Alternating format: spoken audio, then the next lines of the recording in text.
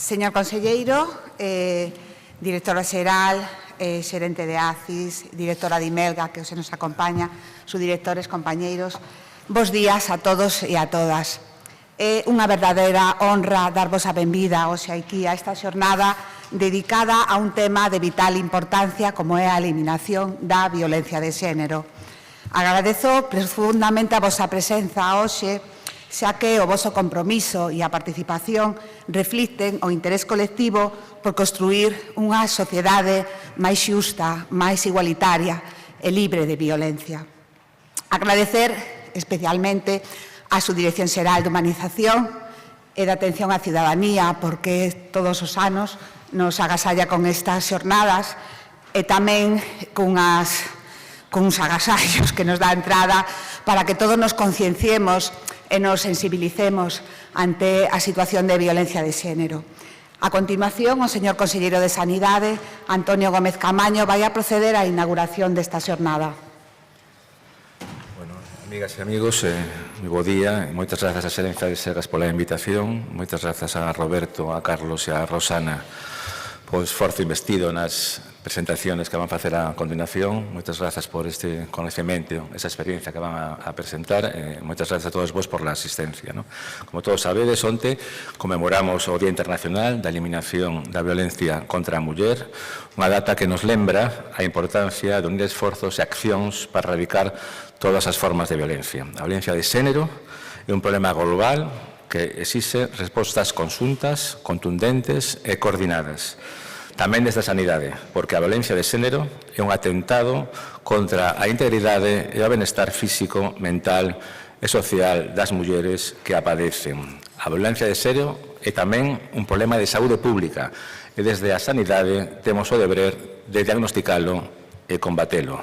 Por iso levamos anos traballando e implementando medidas, protocolos e formación para contribuir á súa eliminación. É un bon momento, probablemente, para reflexionar sobre o que conseguimos e, sobre todo, sobre o que aínda queda por facer. No ano pasado, notificaránse en España 1.714 casos de violencia de xénero. A maioría dos casos reflicten violencia física, pero tamén violencia sexual e psicolóxica. O autor, na maioría das ocasións, é a parella ou exparella. Ante este escenario, ninguén pode permanecer inmóvil nin pechar os ollos. Os profesionais do sistema sanitario público podemos desempeñar un papel crucial á hora da detección, atención e acompañamento ás mulleres que sufren a violencia de xénero. Co ese obxectivo, a finais do ano 2020, elaboramos un procedimento de cribado e actuación en saúde para mellorar a detección precoz e a atención ás mulleres en situación de violencia de xénero. Este procedimento está en fase de implementación na nova versión da Historia Clínica Electrónica Llanos 5 e con formación específica para os profesionais sanitarios. Tamén aprobamos un procedimento de atención ás mulleres víctimas de agresión sexual e un procedimento de actuación ante casos de sospeita de sumisión química que este mesmo ano foron actualizados. Por outra banda, é fundamental a formación dos profesionais. Un total de 27.000 profesionais do Servicio Galego de Saúde participaron en cursos de igualdade e control da violencia cara ás mulleres, aprendendo a detectar esta situación e actuar nestes casos. A Consellería de Sanidade quere recitar hoxe o seu compromiso coa loita á violencia de xénero e poñerse ao servicio da Consellería de Política Social e Igualdade para cortarlle o paso a esta realidade insoportable. Vou rematando, non sen antes expresar o meu máis sincero agradecemento a todas as profesionales e persoas que cada día traballan para facer fronte a esta lacra. Médico, enfermeiras, matronas, psicólogos, traballadores sociais e tantos outros. Quero agradecer tamén o traballo e implicación dos distintos departamentos da Xunta, especialmente da Consellería de Política Social e Igualdade, e a colaboración doutras institucións, como o Instituto de Medicina Legal de Galicia e IMELGA. A violencia contra as mulleres non é un problema privado, é un problema social que nos compromete a todas e todos. Traballamos xuntos por unha sociedade mellor, por unha sociedade máis xusta, igualitaria e libre de violencia. Moitas gracias pola vosa atención.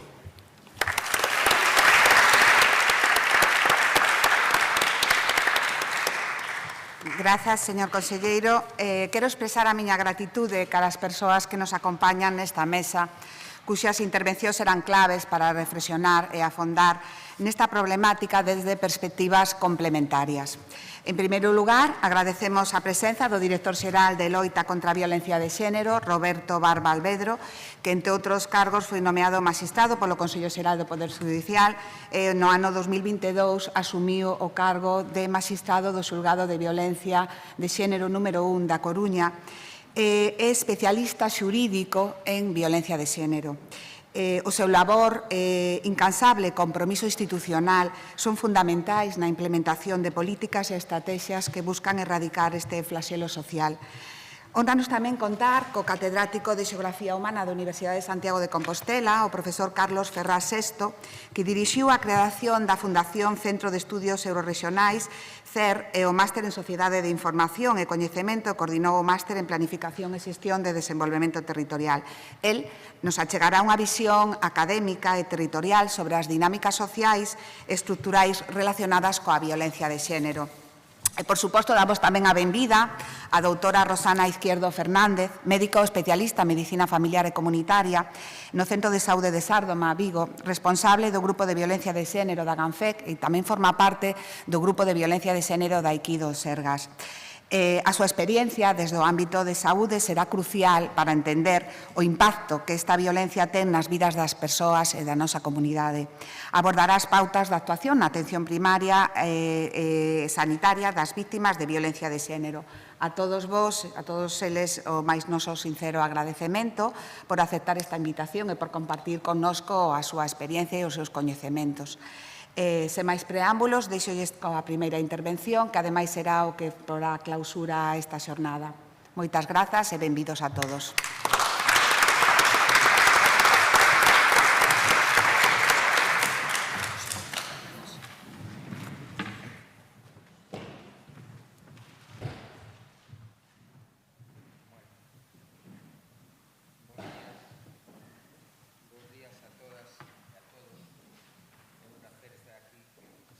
Hola, ahora.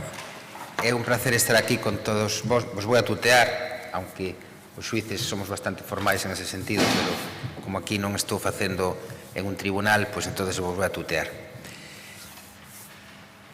Levo poucos meses na Dirección de Violencia de Xénero, concretamente 5 meses, e levo moitos anos, máis de 15, eu creo que son cerca de 20 anos nos tribunais de xustiza, e en violencia de xénero levo moitos anos, en distintas fases do procedimento, tanto instrucción como plenario, e ao final o tempo ese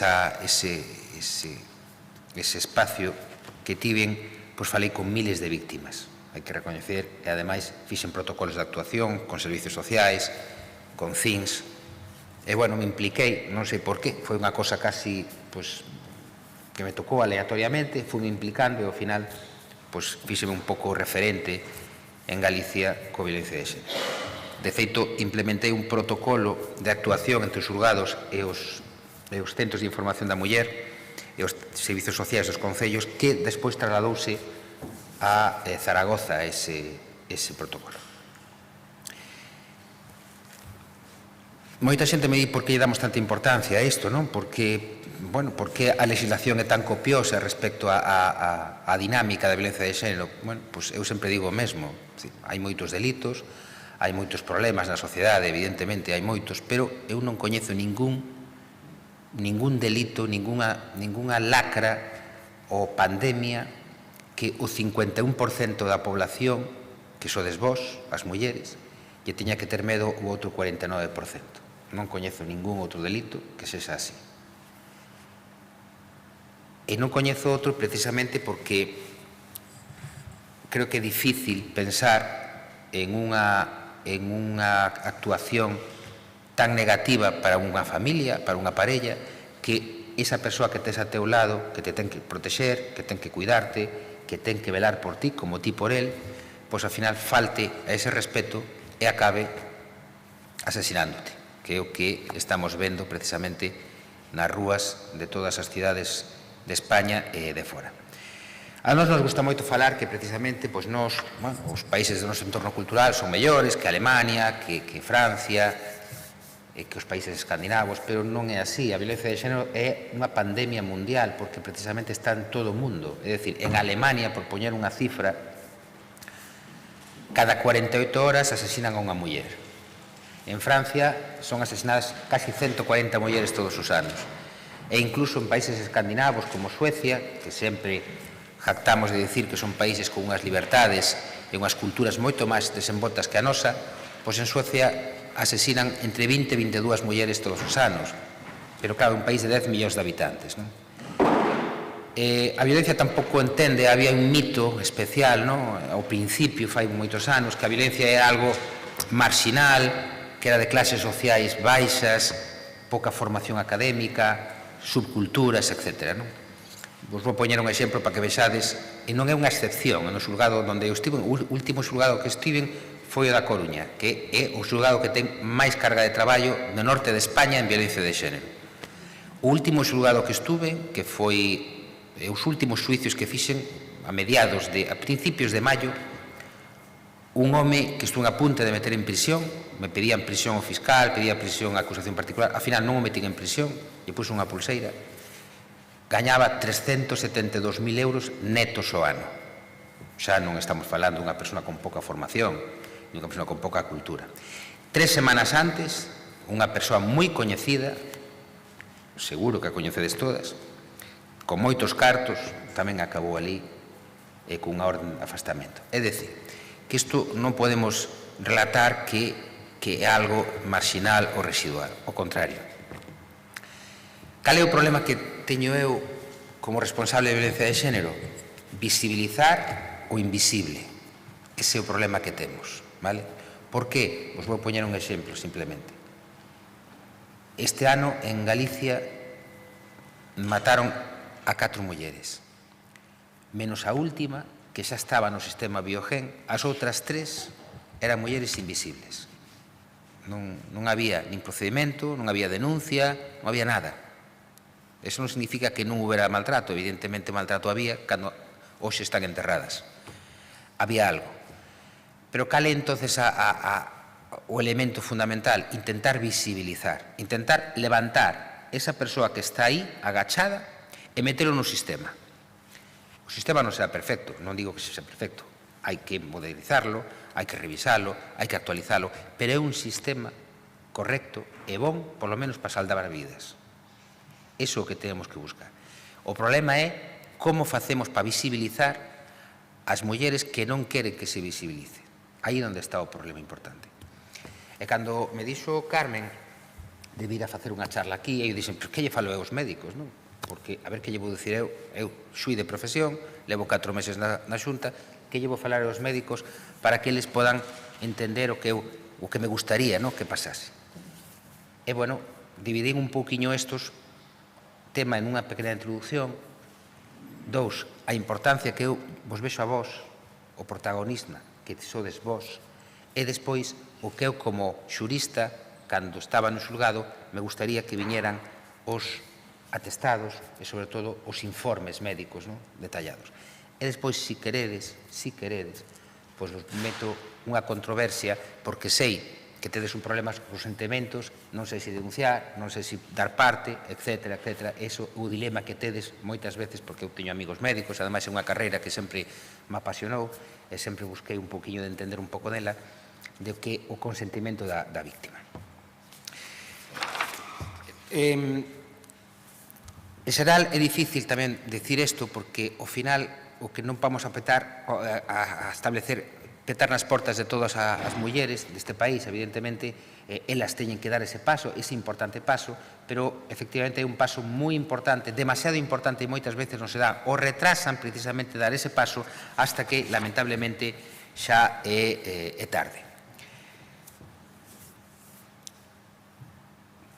A diferencia de outros países, somos e temos material suficiente e, sobre todo, temos a sensibilización suficiente para que cambiaran incluso a legislación. É dicir, por primeira vez na historia, eu non recordo que en 20 anos modificárase tantas leyes como a violencia de xénero. Non hai outra actuación da población, outra actuación delictiva que modificara tantas leyes. Todas as leyes do Estado modificáronse por mor da violencia de xénero.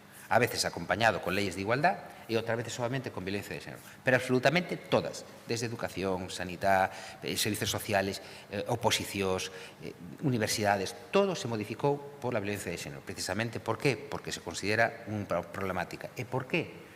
Porque non é xusto que vos, que sodes mulleres, digo vos porque sei que hai algún home, non quero cambiarlo de sexo agora, pero, al final, sodes a maior parte mulleres, como casi todas as carreras agora, que estades peleando para estar aí, me parece estupendísimo, ademais, porque xa era hora tamén que estuverades aí na primeira línea. Vos é injusto que teñades, que morrades, que seades asesinadas simplemente polo feito de ser muller. Non hai outra explicación. Non se pode buscar outra explicación porque é simplemente iso. De aí, precisamente, a particularidade que ten este delito, que é o único que fai precisamente e que se traduce en esa injustiza. E por iso hai unha legislación non só nacional, sino internacional, que, se despois me dades tempo, vos lo digo, que isto xa non ten marcha atrás. Nós aún pudiéramos, nosa legislación todavía aún pudiéramos retirala, pero ahora xa ven Europa e xa ven o resto do mundo con unha legislación que vais implementar con nós e que, por lo tanto, xa non ten ningún tipo de volta atrás. Cal é o problema, entonces? A visibilización. Que xogades vos aí na visibilización? Pois sodes un dos pilares fundamentais precisamente para visibilizar esa problemática de a violencia de xénero. Porque sodes, digamos, a primeira pantalla que recibe a víctima cando vai a xunto de vos. A primeira cara, o primer rostro que ve, sodes vos. A gran maior parte das víctimas de violencia de xénero sempre acaban indo a un centro médico. Sempre. Además, mirei, tuve interés en mirar os procedimentos judiciais, normalmente 10, 12 ao día, e sempre ven con unha referencia dun parte médico, dun centro de salud. Non a mellor ese procedimento en esa denuncia, pero ao final a víctima acaba sempre no mesmo sentido. Precisamente, incluso a Organización Mundial da Salud di que a formación correcta do personal de sanidade se recoñece precisamente como un dos elementos fundamentales para loitar contra a violencia de xénero. O Consello da Enfermería tamén destaca que existen principalmente dos campos de abordaxe da violencia de xénero. Un, o sanitario, que sodes vos, e outro, o educativo. A formación debería incluir o aprendizaxe e, sobre todo, a adquisición de certas habilidades como a acollida, a escoita e a contestación. Os profesionais sanitarios e, particularmente, os profesionais de atención primaria, precisamente por súa accesibilidade, porque estades aí, o coñecemento do paciente, sobre todo en zonas rurais, que ao final coñecedes máis ou menos todo o ambiente do sitio, e o contexto teñen moitas posibilidades de visibilizar e detectar un posible caso de maltrato. E moitas veces esa detección precoz o que vai a provocar e proporcionar é que a mellor esa muller entre no sistema. Acordadevos sempre dunha cousa, a violencia de xénero deixou de ser un delito semipúblico e converteuse en un delito público. Eso significa que pase o que pase, tedes a obriga de denunciar. Da igual que ela non quera, que ela diga que non, que consideredes que estades violando o segredo profesional recollido no vosso código deontolóxico, eso non é así, é un delito público e tedes a obriga de denuncialo. O que pase despois ca denuncia, o que pase despois co procedimento, o archivo que se pode dar ao procedimento, que moitas veces archivan, é máis, a gran maior parte das veces archiva. Por qué? Porque ela se nega a declarar e a visión vosa non é un elemento obxectivo como para obter unha condena. Iso é outra cousa, iso non vos incumbe vos. Pero esa muller xa queda registrada no sistema de Biogen, que é iso que queremos nós, que quede registrado. Porque o registro que quede aí xa hai un antecedente e xa hai un elemento a ter en conta nos posteriores momentos e despois nos antecedentes que volvan outra vez. Esa muller xa queda en un registro administrativo, policial, e a partir dese momento, a xente que fai, en ese sentido, os axentes, cando hai calquer tipo de actuación posterior, xa reseñan que había un antecedente, que foi unha denuncia, que foi archivada, por falta de probas, por lo que sexa. Pero xa está aí no sistema, que é o que queremos nós, que este no sistema. A tarea fundamental do personal sanitario incluye, por lo tanto, proporcionar ao Consello, que vos o facedes todos os días, evidentemente, además, me consta que sois persoas vocacionais e sensibles precisamente para iso. Escoita e apoio a mulleres hasta a derivación e a coordinación. Vos normalmente o que facedes é un parte médico. Ese parte é o que se vai a trasladar precisamente aos xulgados. E precisamente todo para a detención precoz, en este caso, é que, de alguna forma, esa posible víctima chegue ao xunto ao carón da policía, e a policía, como ten un protocolo moi férreo non, o seguinte, non sei se oíches de falar do protocolo cero das Forzas e Corpos de Seguridade do Estado, que incoan procedimento sí ou sí, teñan ou non teñan proba, dá absolutamente igual, o teñen que incoar igual. Lóxicamente, os protocolos cero, os atestados incoados por protocolo cero, casi todos son archivados, vale? Vos poño un exemplo para que verades como está a legislación. Un veciño do quinto chama a policía. Aquí hai a parella do cuarto está berrando, non sei que, non sei cuánto, e escoitei que gritaban os dous, etc. A policía chega ao piso, chama o timbre, sale ela. Que pasou? Non, é que me están dicindo un veciño seu que vostede... Non, estábamos discutindo, non pasou nada. Traga ese home, por favor. Ve ese home, mire, usted... Non pasou nada, estábamos discutindo con unha parella normal. Automáticamente, o 90% das veces xa queda afiliado. Automáticamente xa queda el detido. Vai o xulgado, policía, e xa che pon o atestado. Protocolo cero. O que che está dicindo é que non hai elementos de convicción, pero que considera porque por precaución se detén. Lóxicamente, cando pasa a vista, ela non declara, el non declara, eso se archiva. Penso non é cousa miña. Se archiva, pero xa está aí. Vale? A veces os propios axentes necesitan ter máis chamadas para deter. E a veces dicen que por unha sola chamada, se ven que a cousa está tranquila, botan un vistazo ao fogar e ven que non está revolto, non deteñen. Pero normalmente teñen a obriga de deter a través do protocolo cero. Quero dicir con isto que está todo tan agudizado que a obriga que temos todos os ciudadanos é denunciar o caso que hipotéticamente podemos pensar que hai unha violencia de xénero. Hipotéticamente, porque non temos elementos de convicción. Esta xente, cando detén a estas dúas persoas, evidentemente, salvo que ela chegue ao xulgado e empece a denunciar, eso é archivo. Pero sí que é certo que, tal como está hoxe a legislación, hai unha obriga importante, legal e protocolaria de denunciar, exista ou non, probas. É o mesmo. Por eso se fixo o protocolo cero. Por eso vos digo, para que vexades a sensibilidade que existe, e eso cambiaron as normas, as leyes e incluso a interpretación, sobre todo no base do consentimento médico, a interpretación que están facendo o Tribunal Supremo precisamente con ese consentimento. En outro orden de cosas, unha vez que se denuncia, e unha vez que vos facedes os informes, os atestados, gustaríame señalar que o facedes a maioría de vos correctamente, pero sí que me gustaría señalar algunhas lagunas que existen. Primeiro, reseñar os feitos que manifesta o paciente. A paciente, en este caso, manifesta unha dinámica e é bon que poñades exactamente a dinámica que di. Pero, sobre todo, se vai acompañada de alguén, e alguén espontaneamente fala, porque moitas veces as víctimas van con xente, é importante que consignades tamén o que di ese acompañante. Vos lo digo porque moitas veces, cando chega a víctima ao xulgado, ou incluso a policía, negas a declarar, porque pasa un día ou pasan 2 días. Entón, claro, o negarse a declarar ela, o elemento de proba que podíamos ter en este caso é solamente a declaración da víctima. Si quitamos a declaración da víctima, non temos elemento de proba e hai que archivar. Pero, en cambio, se hai unha manifestación incluso espontánea de unha persona que podría ser unha testemunha, sí que nos obriga a traer esa persoa e que nos explique se efectivamente veo agresión ou se non veo eso, se veo unha outra. E eu, como xuiz, teño a obrigación de seguir adiante con procedimento, aunque a víctima non quera seguir. Cantísimas veces se sigue cos procedimentos en contra da voluntad da víctima, moitísimas veces. Eso moitas veces se sigue en contra da voluntad da víctima. Pero é como queda a legislación. Por qué? Porque é un delito público e, por conseguinte, a víctima non pode cerrar o caixón.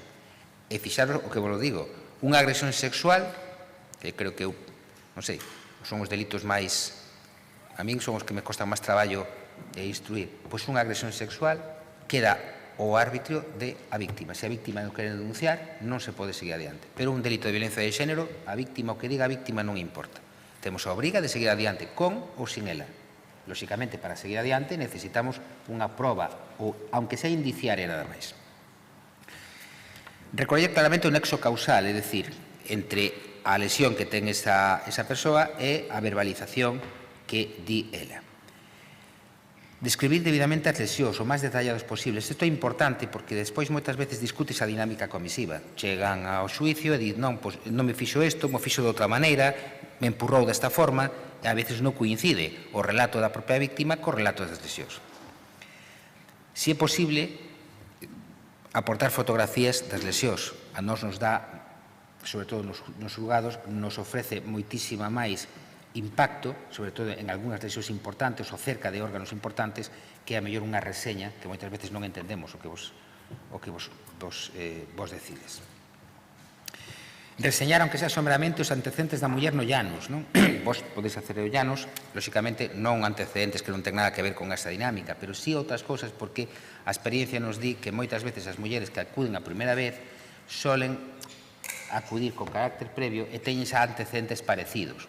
Pois un golpe nun ollo, pois un hematoma, pois unha crisis de ansiedade. Entón, vas hilando uns con outros e aí parece que xa hai unha historia, non? Que é o que se trata, é de visibilizar, de tratar de ser sutil moitas veces en recoller esa información. É indiferente que a lesión requera un tratamento médico ou asistencia facultativa, é indiferente. A parte de lesión se remite sempre, sí ou sí, poña o que poña a víctima, diga o que diga a víctima, e aunque non teña lesión ninguna, se hai unha manifestación dela, hai que remitirlo exactamente igual. Pase o que pase. O detalle da víctima, como está a víctima, se está nunha crisis nerviosa, con ansiedade, precisamente iso demostra tamén ou aporta outros elementos para ter en conta despois a hora do enxuiciamento. Temos que decir que moitas veces tedes dudas. Eu teño amigos médicos e dicen que moitas veces, claro, é que non sei tampouco, etc. Bueno, se tedes a duda, ante a duda é mellor actuar. Ante a duda se actúa, porque non vos pasa nada a vos. Non tedes responsabilidade en ese sentido. Vos sodes técnicos que emitides un xuizo de valor. Un xuizo de valor que pode estar erróneo, pode estar equivocado, porque moitas veces ese xuizo de valor, cando chega ao xulgado, bueno, pois queda en nada, non pasa nada. É un xuizo de valor, única e exclusivamente. E acordáramos que, aunque non haxa consentimiento, é un delito perseguible de oficio, entón é necesario que vos movades, é necesario que participedes, o que vos creades ou consideredes. Evidentemente, non vades a facelo sempre, pero se a víctima vos traslada algún tipo de información ou vos dice que ten ese problema, pero que non quere facer nada, que non quere saber nada, vos podeis incluso, de feito xa hai comunidades que teñen partes de lesións sin lesións, o que tedes que comunicarlo ao xulgado con un parte, considero que esta víctima pode estar sometida con agresións por violencia de xénero. Punto. Nada máis. Por que consideras? Porque eres médico, porque falaches con ela falou contigo, douche esa impresión e punto. Nada máis. Xa fará a policía o que considere e despois no xulgado o que considere.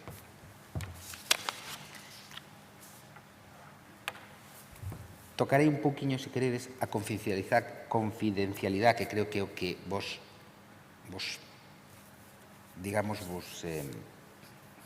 o incumbe máis e de alguna maneira tedes máis dúbidas ao respecto. Falose moito, non? Do deber de esa cercanía ao paciente, ao médico, e precisamente esa confianza que o paciente deposita no facultativo e que se ve menoscabada ou destruída cando o facultativo, sin autorización do paciente, pois automáticamente comunica isto ás autoridades. E falouse moitísimo, e eu creo que incluso no vosso código deontolóxico ven así, que esa confianza é o pilar fundamental entre o paciente e o médico. O que pasa que, como todo dereito técnico, ten tamén unha contrarresta. E hoxe en día vos digo que a legislación en xeral obliga a todas as institucións públicas ou privadas a denunciar os feitos que se poden considerar constitutivos de delito, pero non só desde o punto de vista nacional, e se queredes máis información, vos la estou encantado, sino incluso desde o punto de vista internacional. Non sei se oichedes falar do convenio de Estambul, o famoso convenio de Estambul, que é o convenio por excelencia en la violencia de xénero, que estuvo dando voltas por Europa e por o mundo adiante, e moitos continentes non querían suscribilo, hoxe ten máis de 155 países suscrito, pero que non querían suscribir. En Europa se intentou suscribir no 2016 e os países do oeste, que tiñan dereito de veto, pois vetaron o convenio. Non querían, é unha legislación que eles chamaban moi intervencionista, entón non querían aprobar o convenio. O convenio permaneceu aí en stand-by. Pero claro, a presión política foi tan grande que ao final o Consello Europeo tuvo que volver a sacar outra vez e tuvo que volver outra vez a intentar esa implementación do Convenio de Estambul. E precisamente en outubro de 2023, vai agora un ano, publicouse na Unión Europea e fíxose dereito comunitario. Por lo tanto, hoxe o Convenio de Estambul forma parte do dereito da Unión Europea, hasta o punto que uns meses máis tarde de implementar o convenio xa está nutrindo nosa legislación de toda Europa con directivas. A primeira directiva é a 1385-24, que é de maio deste ano todavía. Xa é a primeira norma europea contra a violencia de xénero. E, lógicamente, é a primeira, porque despois da primeira vendrán moitas máis. Bueno, pois, o propio Convenio de Estambul, falando precisamente de que é un convenio bastante completo, falando de consentimento dos vosos, dos médicos, di no artículo 28 que obligar aos Estados a adoptar as medidas necesarias para que as normas de confidencialidad impuestas por sus legislaciones internas a ciertos profesionales no impidan, en condiciones apropiadas, hacer una denuncia a las organizaciones o autoridades competentes si tienen razones serias para creer que se ha cometido un acto grave de violencia, eche reseña tipo de violencia, y que hay riesgo de que se produzcan nuevos actos de ataque de esta violencia. Es decir, xa as propias normas internacionais que forman parte do noso ordenamento xurídico obriga a todas as institucións públicas ou privadas poñer en conocemento daquellas actuaciones que se crean. Vos non podedes estar seguro do que está pasando. Tedes dúbidas, pero, bueno, emitides un xuizo de valor e pode ser que isto sea así. É sempre mellor, en este caso, que xa por amor propio, por vocación que se catedes, pasarte un pouco da raya que non quedarte atrasado e que ao final pois suceda o que está sucedendo, o que sucederon este ano en Galicia, que 3 das 4 mulleres que foron asesinadas non foron a Bioxen, pero sí tiñan informes médicos de ir ao centro de salud. Non sei se os médicos dichedes algo ou non, que é difícil co traballo que tedes e co ritmo de traballo que tedes todas as mañás. Eu seino perfectamente porque teño amigos médicos, además, en centro de atención primaria. E sei o esforzo que estades facendo para sacar esa xente todas as mañás da consulta. Pero tedes que pensar unha cousa, que moitas veces a vida de unha muller pode estar en vosas mans e que se lle dedicades un segundo a mellor máis, pois salvades unha vida. Simplemente quero que vos quedades con ese mensaxe e non é unha crítica baixo ningún concepto, porque se hai profesións máis vacacionais, con máis atención e máis sensibilidade, é a vosa. Pero simplemente é o esforzo que tedes que facer, un sobreesforzo, que eu xa vos lo pido desde o aspecto personal, que hoxe, como director xeral de violencia de xénero, simplemente rogo-vos que, por favor, que pensedes que a veces con unha pequena dedicación, con unha pequena pregunta, a mellor podedes salvar unha vida. Moitísimas gracias a todas por haber.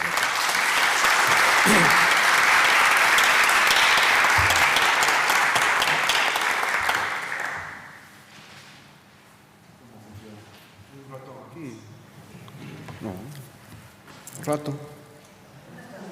¿Qué?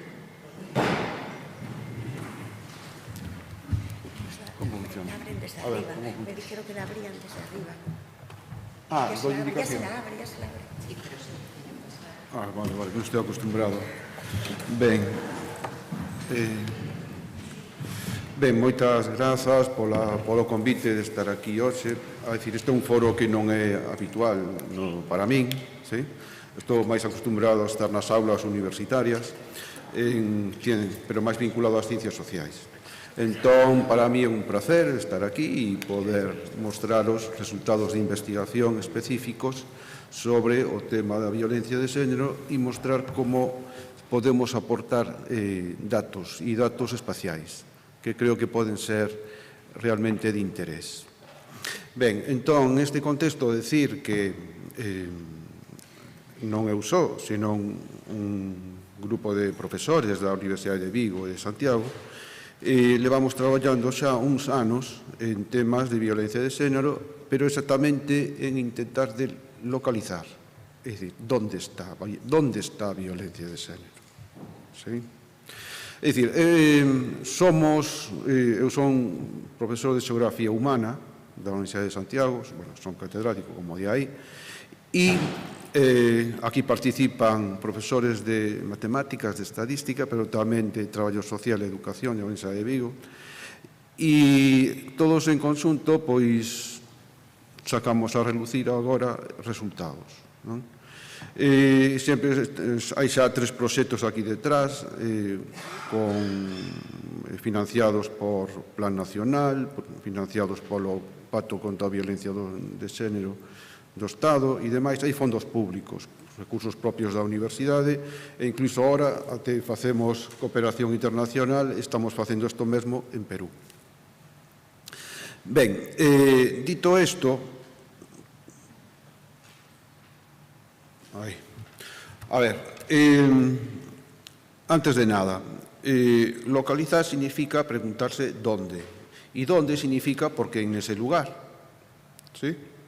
É dicir, o tema é, onde están os lugares onde se concentra a maior prevalencia, as maiores incidencias de violencia de xénero sobre a muller? E por que en eses lugares e non noutros? Entón, aí entramos xa a tratar de interpretar factores ambientais, ¿sí? Pero tamén territoriais, sociais, demográficos. Eu son demógrafo, eu procedo á demografía. Aquí hai moito de análise demográfico, de sociodemografía. Entón, esa é a cuestión que nos planteamos. Antes de entrar, eu mostrarei un mapa, o facemos a nivel de toda España, ¿sí? E somos capaces de cartografiar unha taxa exactamente unha taxa de violencia de xénero sobre mulleres maiores de 65 anos. Logo direi por qué. ¿Sí?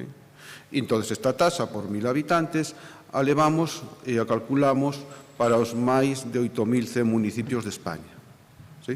E mostrarei este mapa, pero logo me focalizarei un pouquiño en comentar o mapa de Galicia, porque así se me pediu dende o Sergas. Ben, antes de nada, quero dar así algunhas ideas que nos contextualicen. A ver, eu vou mostrar a violencia de xénero sobre mulleres maiores de 65 anos. Por qué? Porque este tipo de violencia, comentaba xa o director xeral, para a violencia de xénero en xeral, pero este tipo de violencia con este colectivo é especialmente invisible. Porque estas mulleres non denuncian, non chegan ao sistema judicial. E, ademais, existe como unha normalización, unha asunción de que o que lles pasa pois é o normal. É dicir, obedecen xa anuncio a un patrón educativo tardofranquista de casarse para toda a vida, ¿sí? E de cuidados, a familia e demais. E esta é a realidade. ¿Sí? E, ademais, esta muller é unha violencia invisible, pero, ademais, invisibilizada. Por qué? Porque parece que ninguén se quere dar conta. Eu creo que todos que estamos aquí temos nais. E sabemos do que, e aboas, e sabemos do que estamos falando. ¿Sí? E este tipo de violencia invisibilizada, porque igual hai unha venda que por comodidade, por os problemas que pode resultar de traer a avoa a vivir conmigo á cidade ou a donde sea, ¿sí? E quen vai cuidar o avó, ou toda a logística que iso representa, incluso de ruptura de lazos familiares. É dicir, é moi complicado. Aquí hai moito tamén de psicología, de psiquiatría. ¿Sí? Esta é unha realidade. Entón, aquí algúns flashes. En primeiro lugar, as desigualdades de xénero ao longo da vida fan que as mulleres sexan máis vulnerables á violencia, ao abuso e á pobreza na vellez. É dicir, moitas delas veñen sufrindo todo eso ao longo dos anos, pero isto logo se acelera e todavía máis grave na vellez. Este tipo de violencia, já digo, non é privativa, non é só, é dicir, Galicia, España, non, isto é un problema internacional e hai bibliografía, estudios que poñen en evidencia. As mulleres maiores hai que ter en conta que viven sin haber recibido atención ou ser conscientes, aquí hai polémica, eso de que é consciente ou non, sobre o abuso e a violencia que reciben por parte das súas parellas actuais ou pasadas. Isto di Nacións Unidas. Sábese pouco, e aquí me remito a análisis sistemáticas de literatura especializada en isto no ámbito internacional, sábese pouco sobre este tipo de maltrato, de violencia coas mulleres maiores. A violencia de xénero, en terceiro lugar, que sufren as mulleres maiores, como dixen, se califica como invisible a nivel internacional e invisibilizada. Por qué? Porque está oculta.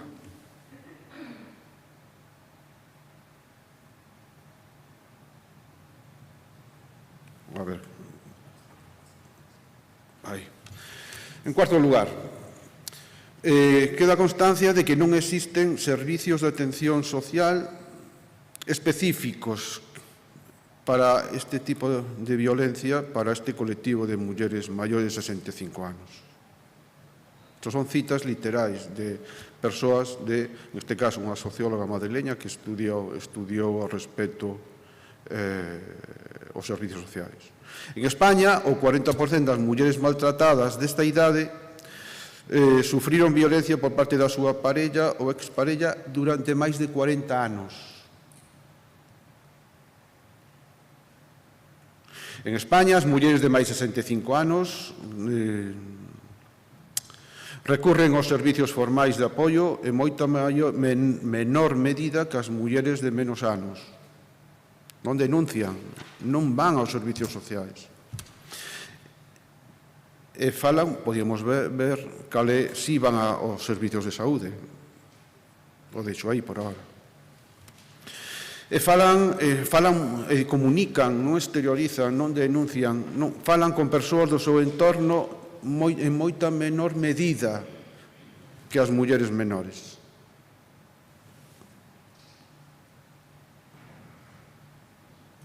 Ben, estas son algunhas ideas que nos contextualizan. Motivación porque nos facemos esta investigación.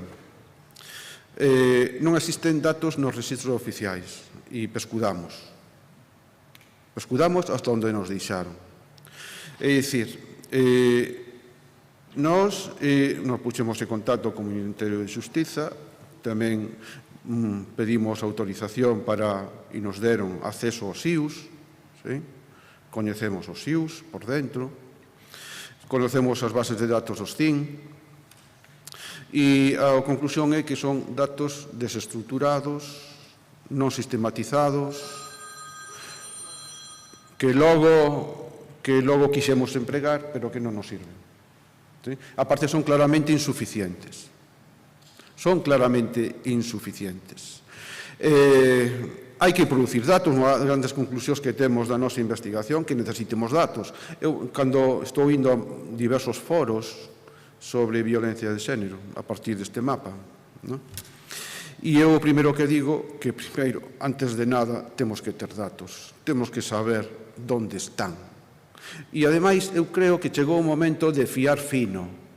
Xa non sirven grandes campañas publicitarias, generalidades, non. Chegou o momento de fiar fino. Isto que significa? Que hai que dirixir os recursos a aqueles lugares donde se requiren en maior medida que noutros. ¿Sí? Logo entrarei sobre isto. Estamos, por tanto, ante unha violencia de xénero oculta.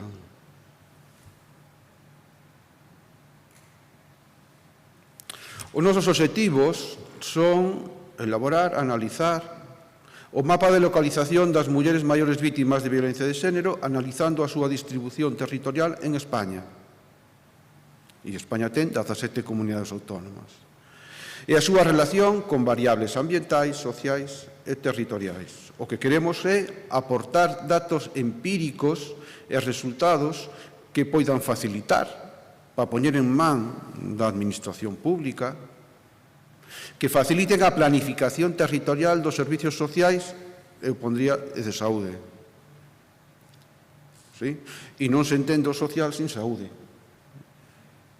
vai directamente unida. Aquí quero facer un inciso. En estes eventos ao que estou asistindo, a veces eu penso que se fai unha simplificación da violencia de xénero. E hai que ter en conta que a violencia de xénero é multifactorial. Isto que quere decir? Que na violencia de xénero hai alcoholismo, hai adiccións, hai infravivenda, hai desemprego, hai carestía, hai pobreza, ¿sí? Hai saúde mental, atención, a saúde mental e en todos os estratos sociais, en todas as clases sociais, vinculada ás novas formas rápidas de vida, hedonistas e demais, pois aí está. Temos que facer máis complexo, temos que profundizar, temos que facer análisis multifactoriais que nos permitan entender e afrontar e rebaixar as tasas de violencia de xénero que se levan á cartografía, os mapas.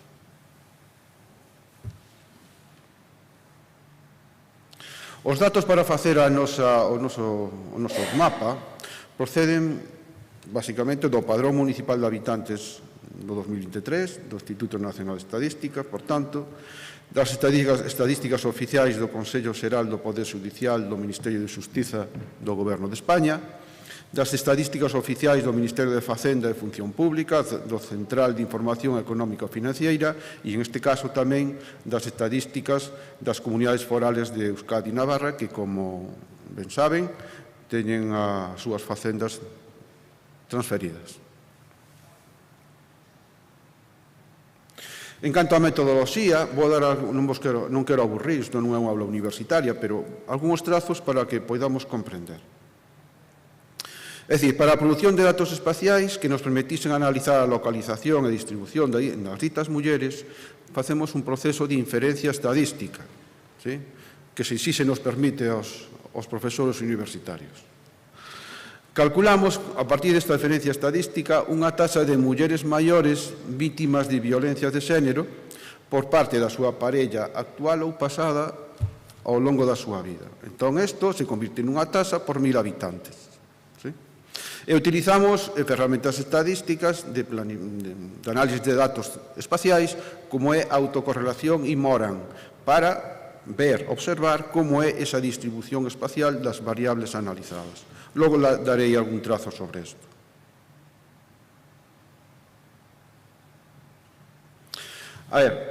Estas variables, unha vez que temos a taxa, ordenamos os datos en cuartís.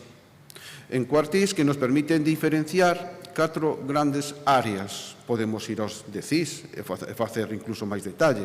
Pero temos cuartís, temos 4 grandes áreas que eu podo pintar de vermello como un semáforo as áreas xeográficas onde a taxa é máis elevada e que debe ter unha atención preferente porque é unha zona de risco, de maior risco de outras áreas onde o risco é menor.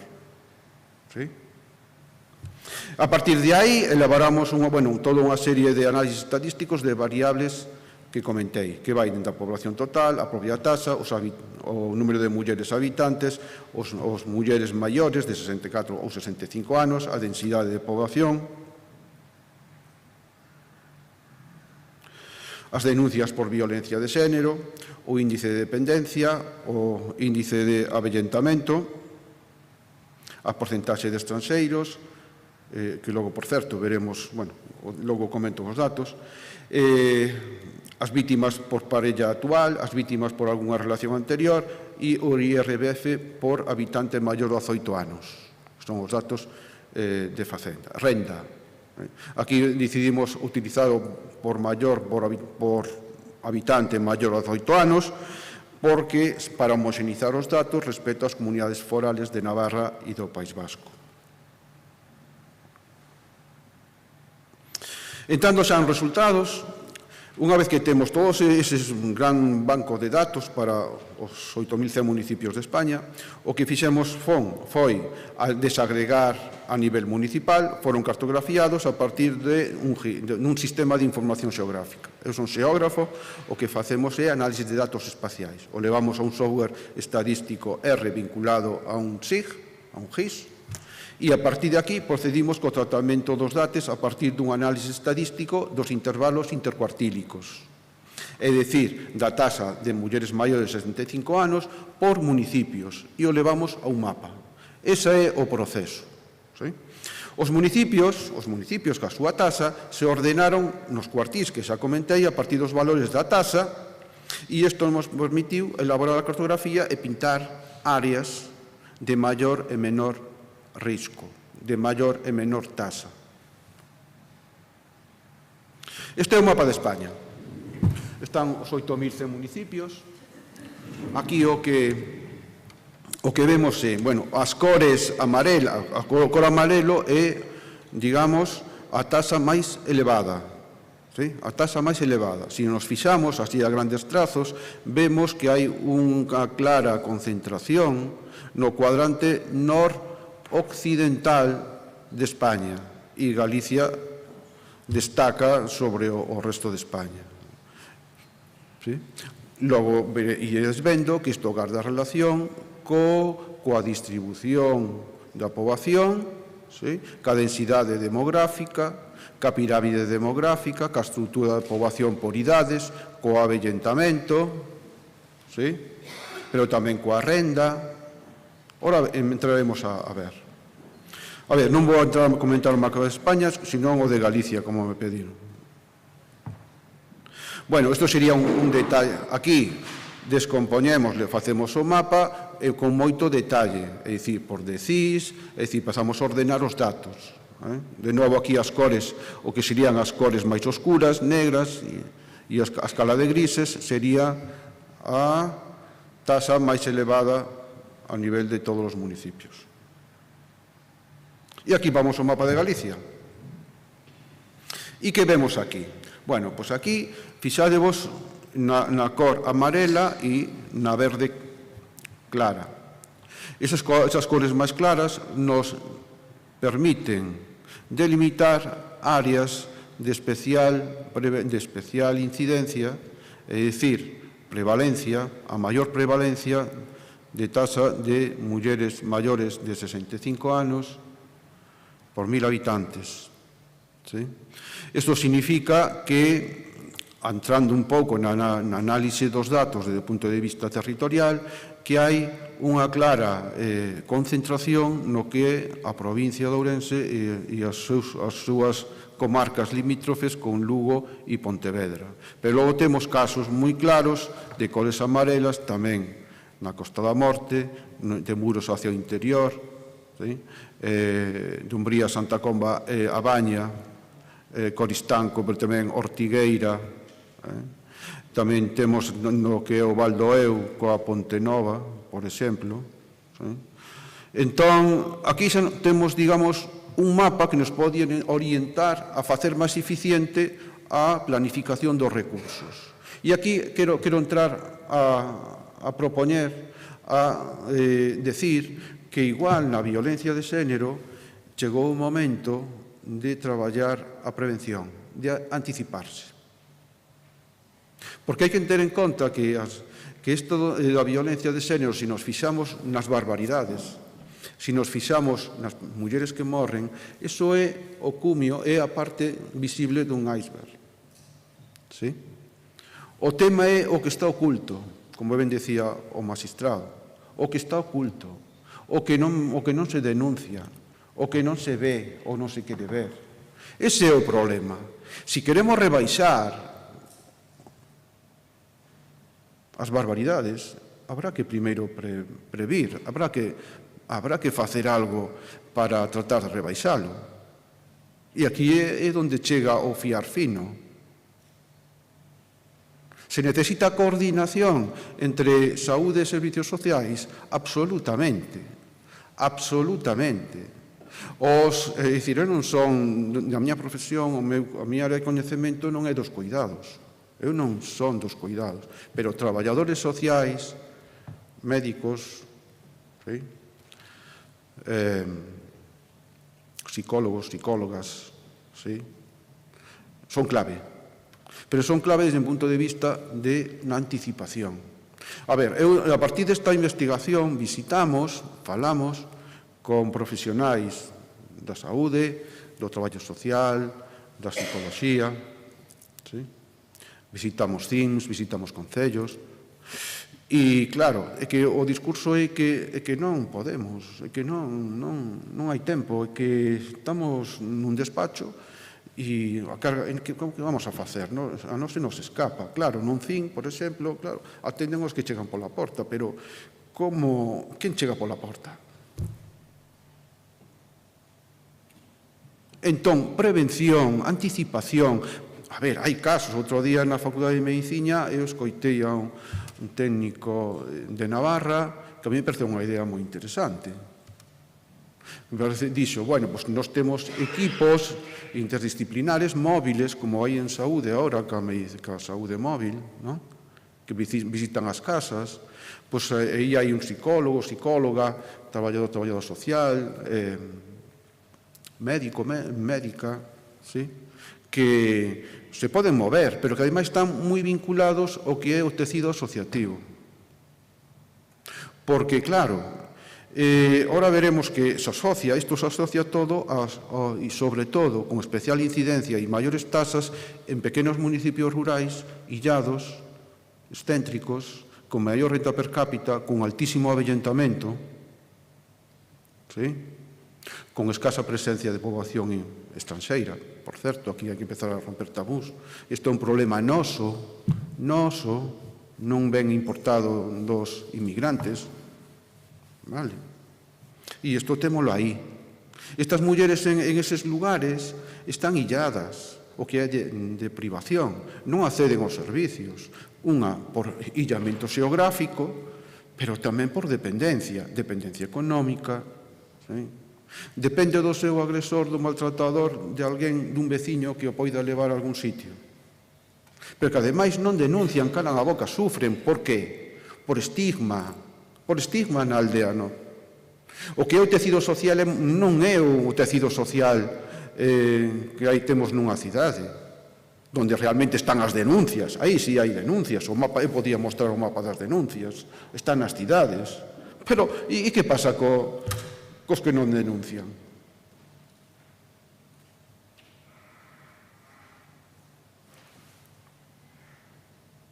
A ver, aquí necesitamos un pouquiño de concentración.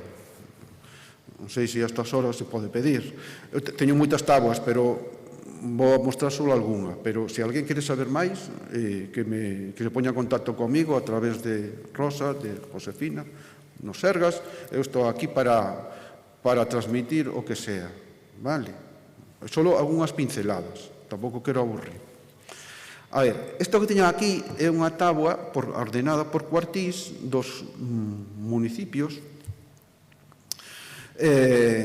donde teño a tasa total ordenada por cuartís, donde o Q4, que é a última liña, a última fila, sería o conxunto daqueles municipios coa tasa de violencia de xénero contra as mulleres maiores máis alta.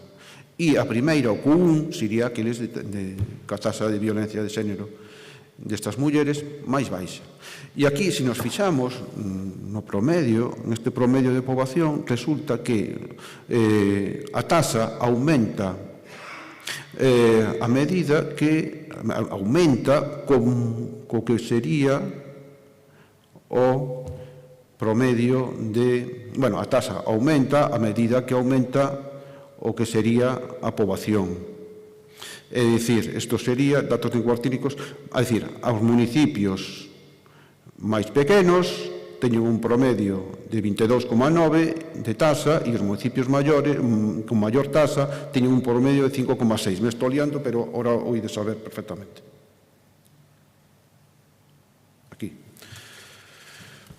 Aquí o temos. Esta é a tasa de mulleres maiores de 65 anos, datos intercuartílicos por municipios según población total. É dicir, o Q4, o intervalo comprendido entre 43,6 e 104 casos por 1000 habitantes, serían aqueles municipios que teñen unha poboación promedio de 400,54,16 habitantes. Sí? É dicir, aqueles máis pequenos son os que teñen as tasas máis altas. Os municipios que teñen as tasas máis baixas serían os que teñen os valores de poboación promedio máis altos. E logo vemos que o Q3 e o Q2 descende a medida que ascende a tasa. Vémolo, ou é un lío. Acabamos de ver isto. Sí? Por eso pido concentración, porque eu hasta me lío eu mesmo. Aquí temos os datos según a densidade demográfica. Entón, volvemos ter a mesma lógica. O Q4 é unha densidade demográfica moi baixa, 11,3, con 9. En cambio, o Q1 son 359,12. ¿Sí? Isto quere dicir... Que pasa? Ah, ok. Ah, estupendo, mira que bien. Ah, ben. Isto xa se parece máis a unha aula universitaria. A ver, aquí temos aquí. Observade que o Q4, sí, ten un número, bueno, está en conpunto porque utilizamos o sistema de puntuación anglosaxón, vale? Aquí sería unha coma. 11,39 habitantes por kilómetro cuadrado. O Q1, onde a taxa é menor, ten 359,12 habitantes por kilómetro cuadrado. A poboación media de kilómetro cuadrado de Galicia está en torno aos 90 e pouco, igual que de España. Este principio de que a menor densidade demográfica, maior taxa de violencia sobre as mulleres de 65 anos se cumple nas 17 en todas as comunidades autónomas de España, excepto nunha, que é o País Vasco. Pero o País Vasco pola súa peculiaridade de urbanización, donde un pobo non se sabe onde acaba, e onde empeza o seguinte, e a altísima densidade demográfica de urbanización. Mira, isto é moi interesante, isto é polo número de denuncias. Entón, se miramos o número de denuncias, vemos que a Q4 non denuncian, non chega ni a un, nin unha denuncia por 1000 habitantes. Onde se denuncia? Nas cidades, donde hai 42,2 denuncias por 1000 habitantes e donde a tasa de violencia sobre as mulleres maiores, ¿sí?, é menor.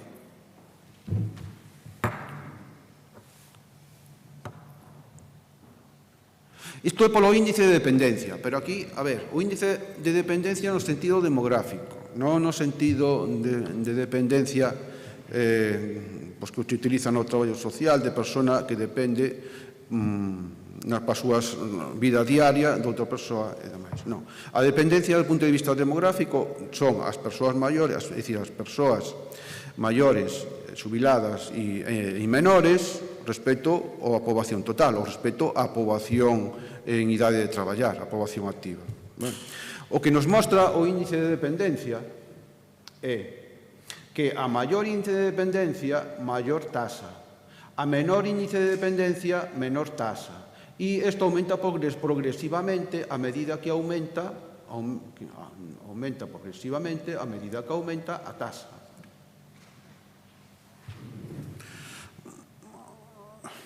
A ver, aquí se rompen tabús. Isto non ten que ver coa poboación estranxeira, non ten que ver cos inmigrantes. De novo, temos os datos de que a menor tasa, maior presencia de poboación inmigrante. A maior tasa, menor presencia de poboación inmigrante. Vale?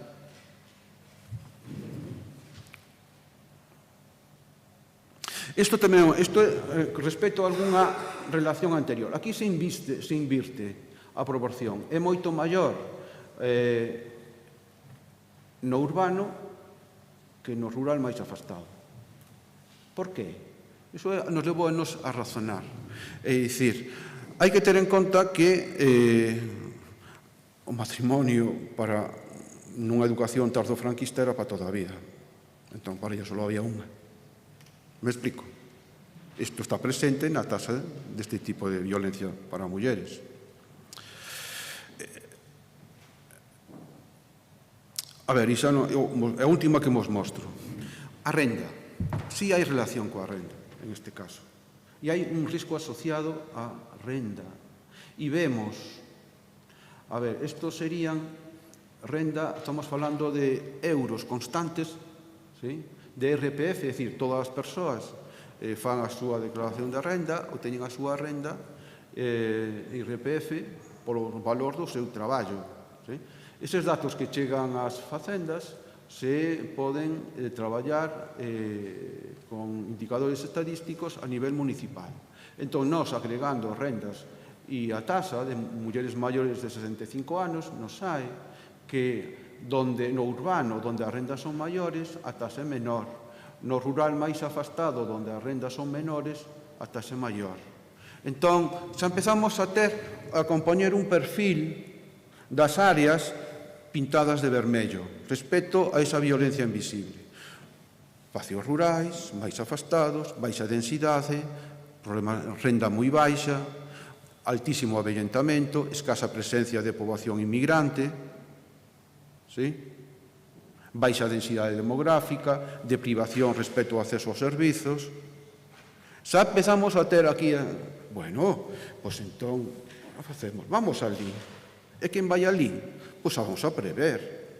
A ver, eu, a partir desta investigación, os meus colegas, falamos con outros colegas, e visitamos e falamos con moitas mulleres que sufren moitas encalado, si, xa acabo, e outras que si o exteriorizan. A primeira conclusión que se saca cos meus colegas sociólogos de Madrid é que o primeiro que hai que facer é que escoitalas. Primeiro hai que saber onde están. E, en segundo lugar, escoitalas, non arreglarlle a vida. Porque, claro, igual podes facer algo que eles non queran. E unha señora maior xa igual quere estar tranquila e non quere romper a unidade familiar. Hai que escoitalas e non facer nada contra a súa vontade. E elas igual non quere que lle cambien a parella, sino quere que o eduquen. Queren que vayan ali e que lle digan, mira, pois en vez de beber 2 vasos de viño, pois bebe un. Ou en vez de facer isto, fai o outro. Aí entra o labor fundamental do traballo social e da educación social e tamén dos médicos, dos centros de saúde. E isto é anticiparse. Vale? É anticiparse. E xa acabo. A ver, isto é estadística, é autocorrelación espacial. Isto que ven a mostrar a columna esta do P-valor, o P-valor se expresa, bueno, nos permite dicir se todas as variables que estudiamos son significativas ou non. O P-valor aquí, todos estes números están en notación científica, todos están por debaixo de cero, é dicir, é significativo. Vale? Este é un modelo, nos creamos un modelo que estamos perfeccionando e iremos a un modelo cada vez máis completo, máis complexo, vale? Con máis variables. Pero aquí temos un principio de modelo, que é o modelo que nos relaciona a poboación, estos puntos negros son todos os municipios de España. E esta línea vermella marca a tendencia. Aquí temos un eixo de coordenadas, aquí temos a tasa de violencia sobre as mulleres maiores e aquí temos a densidade demográfica, que vai de menos a máis. Que nos mostra a tendencia? Que canto maior é a tasa, máis baixa é a densidade demográfica. E canto máis alta é a densidade demográfica, menor é a tasa. Se nos está corroborando a nosa hipótese.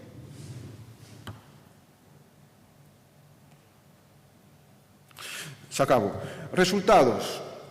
Este tipo de violencia ten unha maior incidencia en pequenos municipios rurais en maior medida que nos urbanos. Está relacionado coa dependencia, coa menor renda disponible e coa baixa densidade demográfica.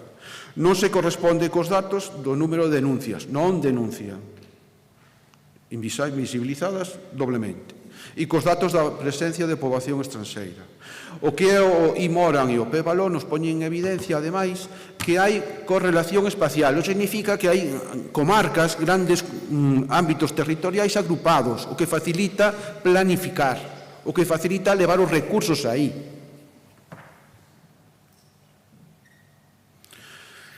Precisamos, por tanto, que traballar a localización. E temos que ter presente que en este tipo de violencia está determinada polo avellentamento, a renda, a densidade demográfica e a dependencia. Esta violencia coas mulleres maiores está oculta nas estadísticas. Hai que afrontar, hai que producir datos. Existe un déficit de datos espaciais en violencia de xénero en xeral. Non podemos planificar ni anticiparnos se non temos datos sistematizados e ben estructurados. É necesaria unha correcta planificación territorial dos servizos de saúde e sociais. E o enfoque territorial e a cartografía deben estar presentes en isto e en moitas outras tasas que podemos elaborar de saúde ou de problemáticas sociais ou do que sea, para organizar e facer eficiente a prestación dos servicios, ou facer eficiente o investimento público, que hai que dirixilo hacia onde se necesita. Por tanto, en definitiva, fiar fino. Hai que fiar fino, e está moi ben, comentaba con Rosa antes da charla, claro, nunca se investiu tanto en isto e nunca se disparou tanto o que está pasando. Entón, isto non resulta, habrá que darlle unha volta. Eu modestamente, dende a miña posición como analista de datos espaciais, propoño algo. Nada máis. Moitas grazas.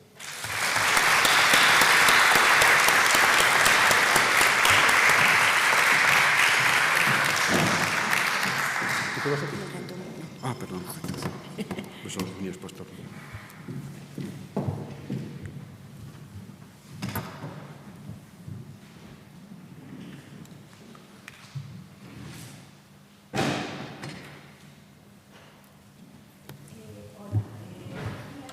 Yo agradezco enormemente la participación en este foro y poder exponer el procedimiento de cribado que ha sido desarrollado por el Grupo de Trabajo de Violencia de Género y Salud del que formo parte.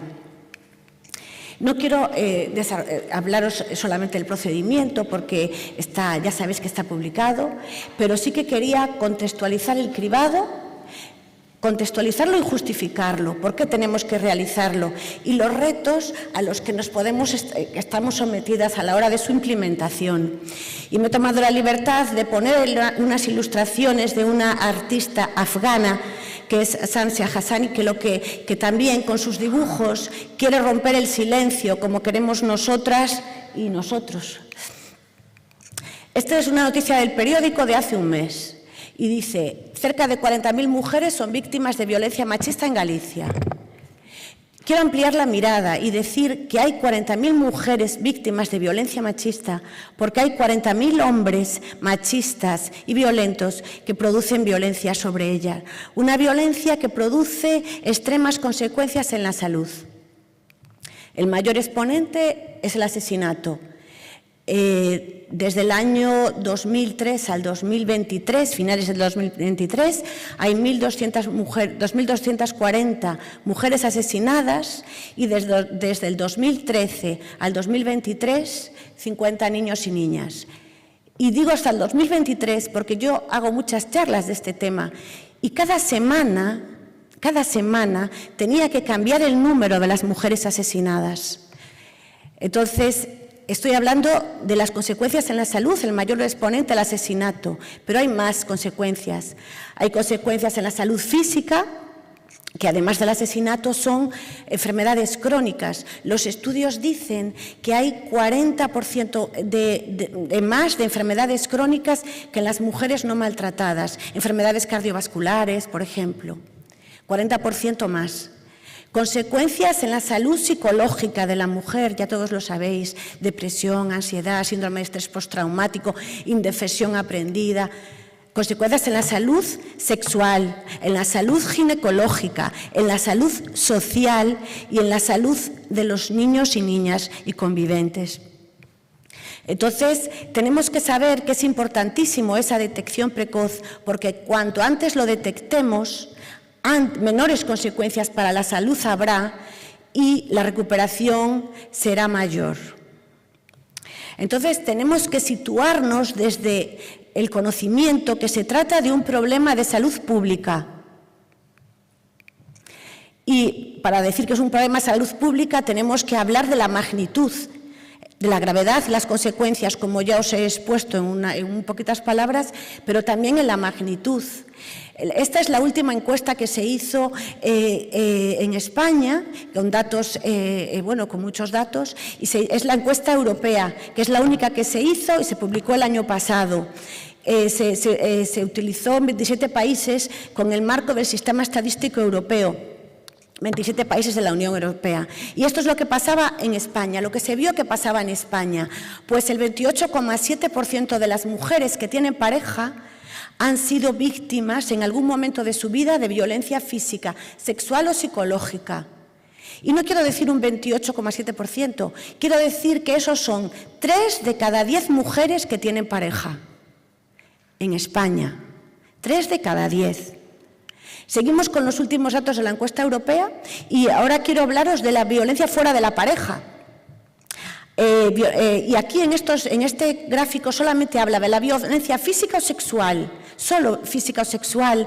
Hay un 20,2% de las mujeres en España. Son 3 millones, casi 700.000 mujeres. Entonces, es un tema de salud pública y siempre tenemos que situarnos en esta evidencia, que es un problema de salud pública. ¿Y eso qué implica? Pues eso implica que las mujeres sometidas a violencia de género van a consultar más que el resto de las mujeres en los centros de salud. Y tenemos datos, nos lo dice la OMS, un 33% más de las mujeres no maltratadas van a consultar, un 33% más. ¿Y qué nos dice también la OMS? Si eso es así, como os digo, salud pública, la magnitud, las consecuencias en la salud. ¿Qué nos dice la OMS? Pues que no tenemos que tener miedo a preguntar, que la mayoría de las mujeres están dispuestas a revelar el maltrato cuando se les pregunta, eso sí, de forma directa y no valorativa, sin juzgar. En realidad, muchas mujeres están esperando silenciosamente que alguien les pregunte. ¿Qué opinan las mujeres? Pues ahí os pongo, de todo lo que os digo, una referencia bibliográfica de estudios. Las mujeres han indicado que son los proveedores de los servicios de salud, los profesionales con quienes más confiarían para revelar el abuso. También hay estudios nacionales e internacionales que dicen que a las mujeres les parece bien que se les pregunte. Y ahí pongo las referencias de los estudios. Y también hay estudios cualitativos en los que las mujeres reconocen que la relación con los profesionales y las profesionales de atención primaria ha tenido un papel relevante a la hora de salir de la situación. Sigo diciendo qué opinan las mujeres. Bueno, pues tenemos la macroencuesta. Hago un inciso que la macroencuesta es la operación estadística más importante que se hace en España en relación con la violencia de género. Se hace cada 4 años y esta es la última, la del 2019. ¿Y qué hacen las mujeres? ¿Y qué nos dice la macroencuesta? Las mujeres maltratadas. Solamente van a pedir ayuda formal 1 de cada 3 mujeres. O sea, han pedido ayuda formal 1 de cada 3 mujeres. ¿Y a dónde han pedido la ayuda? Pues más que nada, un 27% a los servicios sanitarios. Es el dato mayor, más que la denuncia, ¿no? Entonces, a eso tenemos que tenerlo muy en cuenta, porque tenemos una oportunidad, pero también una responsabilidad de intervenir, porque las mujeres vienen a nuestras consultas.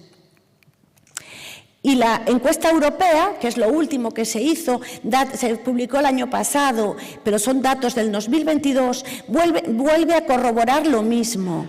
Las mujeres que han pedido ayuda formal fueron a los servicios sanitarios. Como veis, un 29,9% en relación con un 24% de las denuncias a la policía. Entonces, ¿os imagináis la conclusión que voy a sacar de todo esto? Las mujeres tienen unas consecuencias en su salud. Y no todas las mujeres, como decía el compañero, van a denunciar. Eso no va a pasar. Pero el 100% de las mujeres, el 100% van a venir al centro de salud porque tienen consecuencias en su salud. Entonces están ahí, es ahí donde tenemos que hacer y tenemos la oportunidad y la responsabilidad de intervenir. Cribar es preguntar. Por eso quiero contextualizar el protocolo de cribado. Entonces, ¿cómo es nuestra actuación? ¿Qué tenemos que hacer los y las profesionales de salud? Pues detectar. ¿no? Es fundamental la entrevista clínica, saber los indicadores de sospecha, cómo tenemos que sospecharlo, o podemos intervenir según el motivo de consulta. O sea, solo se ve lo que se mira y solo se mira lo que se tiene en mente. Tenemos que detectar, pero no solo es detectar, también hay que dar una respuesta, ¿no? Entonces, estos son los pasos que lleva nuestra actuación. Primero la detección, después una valoración, pues de la situación biopsicosocial de la mujer, de la fase en que se encuentra, de la seguridad y del riesgo. Y después actuar. ¿Nos reconoce? ¿Hay riesgo o no hay riesgo? Tenemos que estar formados. No solamente necesitamos profesionales sensibles, sino profesionales formados para ello. Porque para poder detectar, que es lo que yo voy a hablar hoy, se necesita una perspectiva de género, una mirada de género y una actuación biopsicosocial a la hora de atender a un individuo o la familia. Mirada de género y una actuación biopsicosocial, no solo biológica. Y esa detección, como decían los compañeros, es lo que va a hacer que haya una ruptura del silencio. Y la ruptura del silencio es el primer paso para la comprensión del problema, ¿no? Y ya nos decía nuestro protocolo del 2012, porque protocolos tenemos, está clarísimo, que el no reconocimiento de una situación de maltrato condiciona una revictimización de la mujer. La vamos a volver a revictimizar, a cronificar el problema y a medicalizarlo, porque tenemos una mujer ansiosa que no le hemos preguntado qué tal las cosas por casa. Entonces yo insisto que el protocolo de cribado, cribar es preguntar. Y entonces, ahora, las guías recomiendan que haya un cribado universal. O sea, el procedimiento de cribado en todas las mujeres que acuden al centro de salud. Nosotros podemos hacerlo con preguntas abiertas, pues qué tal las cosas por casa, o con test validados. Y eso es lo que recoge nuestro procedimiento de cribado. La utilización de test validados. Eso, una vez que detectemos, tenemos que dejarlo reflejado en la historia clínica, tenemos los códigos y vuelvo a repetir que las mujeres aceptan ser preguntadas. Cribar no es más que preguntar. Entonces aparece nuestro procedimiento de cribado, que es el procedimiento de cribado y actuación de salud del Sergas, que utiliza esos instrumentos validados, que tiene que ser una ayuda. Pero estos procedimientos de cribado son efectivos solo si tenemos apoyo institucional, de que tengan evidencia científica, que esos instrumentos sean validados, fiables, sencillos para poder que sean efectivos, disponibilidad de servicios y atención que posibilite que podemos, una vez que detectemos, dar una respuesta, detectar y dar una respuesta, y tener planes de formación para que la gente conozca el protocolo. Y que esté formado en relación con violencia de género. Y en eso estamos. Entonces, yo siempre intento hablar de esto, porque yo creo que tienen que saber, como decían los compañeros, que hay que preguntar a toda mujer, hay que preguntar. ¿Y cuáles son las razones por las que hay que preguntar? Porque hay que sensibilizar también, ¿no? Formar y sensibilizar. Y las razones son, yo creo que ya las he expuesto. Uno, la alta prevalencia de violencia de género. Las graves consecuencias en la salud de la mujer y de los hijos e hijas, de que no lo detectamos, como dice el compañero, hay una infradetección, de que no hay población de riesgo definida. ¿Cuál es el riesgo? La población de riesgo es ser mujer. Después hay situaciones de mayor vulnerabilidad, la mujer anciana, la mujer rural, la mujer discapacitada, la mujer migrante, las mujeres prostituidas. Hay situaciones de mayor vulnerabilidad, pero el riesgo es ser mujer, de que no lo vamos a detectar si no lo preguntamos, de que las mujeres, como os he dicho, aceptan, ellas opinan que lo preguntemos, de que tenemos unos beneficios superiores a los posibles efectos adversos. ¿Qué puede haber adverso? Preguntar. De que la pregunta es el primer paso para poder cambiar. Si no se detecta, no conseguiremos nada. de que la intervención lo podemos asumir. ¿Por qué no podemos asumir la intervención? Tenemos capacidad de respuesta y podemos asumirlo en relación a las consecuencias que os he explicado al principio. Entonces, yo solamente no os voy a explicar todo el procedimiento de cribado, pero quería explicar que tenemos 3 cuestionarios. Tienen que ser sencillos y validados. Nosotros optamos por el cuestionario WAS y la primera pregunta del cuestionario AAS. Me diréis, pues los cuestionarios son herramientas de ayuda para los profesionales. El cuestionario WAS solamente consta de 2 preguntas, cuestionarios validados. ¿Cómo definiría usted su relación en pareja y cómo resuelven sus situaciones? Y después utilizamos para el cribado S y la primera pregunta del cuestionario AAS. La primera pregunta, ¿por qué? Porque el cuestionario AAS recoge todos los tipos de violencia, física, sexual o psicológica en el pasado. Y eso sería el cuestionario de cribado. El cuestionario AAS es un cuestionario de confirmación que consta de 6 preguntas y tiene unas preguntas específicas para las mujeres embarazadas, que sabéis que es una situación de mayor vulnerabilidad. Y después el cuestionario DEA, que es un cuestionario de riesgo, que es una vez ya detectamos. Y diréis, ¿por qué tiene que haber un cuestionario de riesgo? Porque, mirad, yo llevo dando formación muchísimos años a los residentes, a los MIRES, Bueno, entonces siempre habría, cuando llegaba a la hora de actuar, ¿cómo se actúa? Pues tenemos que ver el riesgo, porque va a depender la actuación dependiendo del riesgo. Y quedaba de forma etérea. Ellos y ellas me preguntaban, ¿y cómo se define el riesgo? Entonces yo tenía que decir, bueno, que tengan armas en casa, que tengan... O sea, de una forma que a ellos les parecía, y a ellas, etérea. Pues ahora yo les digo, pues tenéis un cuestionario, se cubre y ahí se ve el riesgo, porque son cuestionarios validados. ¿Vale? Entonces, esto es una ayuda, repito, son herramientas, porque la base de la detección es la entrevista clínica. A los profesionales de la salud no nos gustan los test. Los test son para ayudar. La base es la entrevista clínica, es una herramienta de apoyo. Y hay comunidades donde ya se empezó a estudiar qué pasaba con estos protocolos de cribado que hemos puesto en marcha en todas las comunidades, casi todas, y también tenemos uno del Ministerio, que salió un mes después que el que hicimos nosotros y utiliza lo mismo, el cuestionario WAS y la primera pregunta del AAS para el cribado. Entonces, ¿qué nos dicen los estudios? Pues ya hay estudios que evidencian que hay un 11,5%, un 11,5 veces mejor el rendimiento que con la pregunta abierta, que nos ayuda esa herramienta. Ya existen estudios. Entonces, aquí me parece muy importante. ¿A quién cribamos? Pues a todas las mujeres mayores de 15 años que vienen al centro de salud. Cribamos a todas las mujeres y se hace cada 2 años.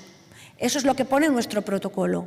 Hacemos la pregunta WAS, las cribamos, vemos si pueden estar sometidas a una situación de violencia de género y se confirma, repito, con el AAS.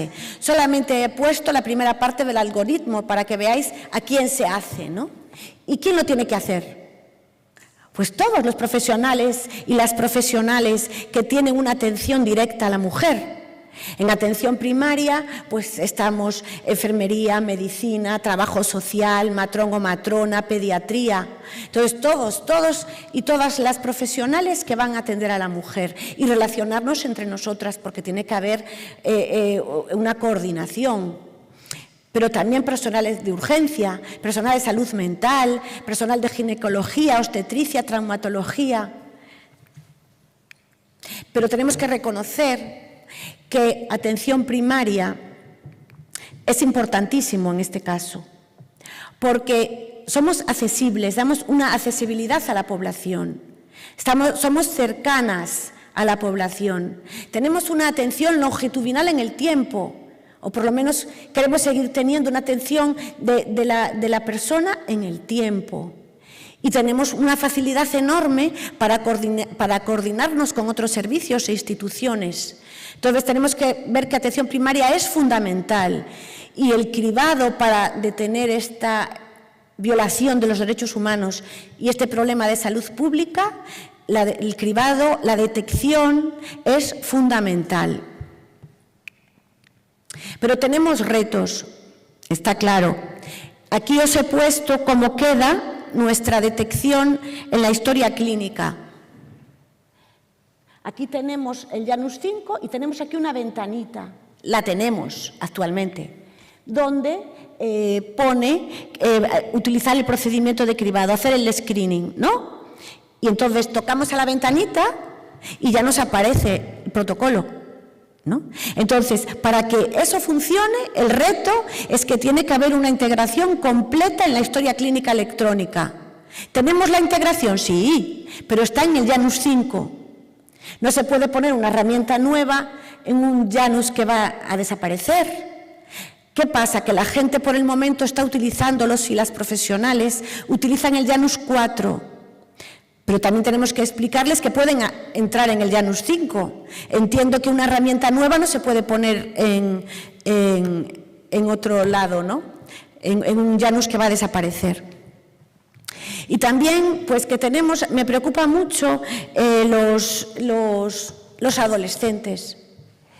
Porque, por ejemplo, acaba de salir ahora en el Lancet, en septiembre del 2024, la revista médica más prestigiosa, donde alerta de la violencia de género en los adolescentes, que necesitamos importantes políticas de prevención e intervención temprana eficaces, porque hay nuevas herramientas de violencia de género que cada vez se pueden utilizar más en los adolescentes y que está disfrazado muchas veces con modernidad y es control, es violencia de control. Entonces, ahí hay un tema que a lo mejor tenemos que profundizar más porque tienen otro lenguaje y a lo mejor la herramienta de cribado no vale para ellos, pienso yo, porque tienen otro lenguaje. Entonces, ya termino, quiero hablar de los aspectos claves en relación con la detección, que es preciso aumentar la detección incorporando la pregunta rutinaria, la pregunta universal en la consulta de atención primaria, de que es esencial formar a los y las profesionales, formar en todo, en la escucha activa, en el reconocimiento de los signos y síntomas de sospecha, en el desarrollo para hacer una buena entrevista clínica y también, por supuesto, en los instrumentos y herramientas de apoyo que tenemos nosotros en el nuevo procedimiento. La formación es esencial y que tenemos que dar una respuesta, detectar y dar una respuesta. Y tiene que la respuesta, yo pienso que solo los procesos integrados son capaces de dar una respuesta efectiva. Tenemos que coordinarnos de una forma, o sea, en todos los sectores, y ahí yo creo que ahí tenemos que hacer más, centrada en la persona. Esa respuesta tiene que ser centrada en la mujer, en las necesidades y adaptada, como decían los compañeros, en cada situación y contexto, pero dar una respuesta multisectorial. Y para finalizar, solo quería decir una frase de la premio Nobel Lanier, ¿no? Que el silencio en determinados momentos de la historia no es apropiado. Muchas gracias.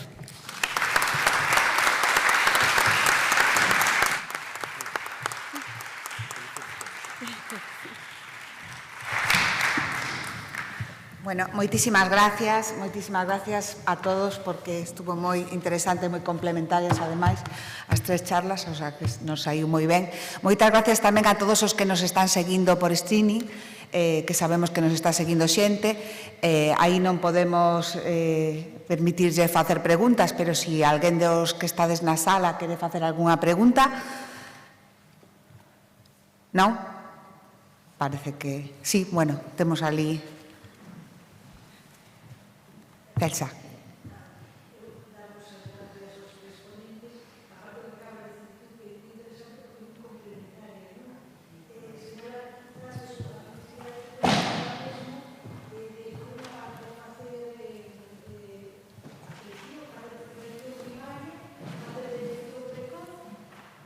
A importancia, un pouco que señalaste xa os tres, a importancia de intervir nos casos, desde logo, pero iso de facer prevención primaria e facer detección precoz. a detección primaria, o que contaba Carlos, a esa intervención na comunidade, non? Donde realmente 2 de cada 3 mulleres buscan axuda na comunidade, no seu grupo de iguais, entón, eso, reforzar e facer esa prevención comunitaria. Por outra parte, de facer a detección precoz, non? Que é realmente o cribado, a importancia de que os profesionais interveñamos no cribado dos que hai tantas reticencias. Bueno, eso, que ambas cousas son complementarias e moi importantes, e ademais que os profesionais da saúde temos especial incidencia en ambas, porque podemos intervir no cribado, podemos intervir na atención e podemos intervir aí nesos lugares e territorios onde hai máis vulnerabilidade, porque somos profesionais sanitarios que podemos desenvolver actuacións comunitarias no ámbito rural. Entón, moi interesante. Para ti, Rosana, preguntarche que podemos facer para superar as barreiras dos profesionais para utilizar o cribado. Sí, yo sí que pienso que hay barreras, pero yo creo que el problema de que los profesionales sean reticentes es que no lo consideran como un problema de salud pública, porque realmente, si lo consideras como un problema de salud pública, es igual que otro problema de salud, que utilizamos protocolos, pues entonces yo creo que es educación, que es formación, porque sensibles no quiero, yo quiero profesionales formados, que sepan, sensibles estoy segura que somos todos y todas, pero tenemos que estar formados, considerarlo como un problema de salud pública y a esa vez actuar. La barrera de la formación yo creo que hay que salvarla porque no es tan difícil, pienso yo. Gracias. Creo que ali Pablo.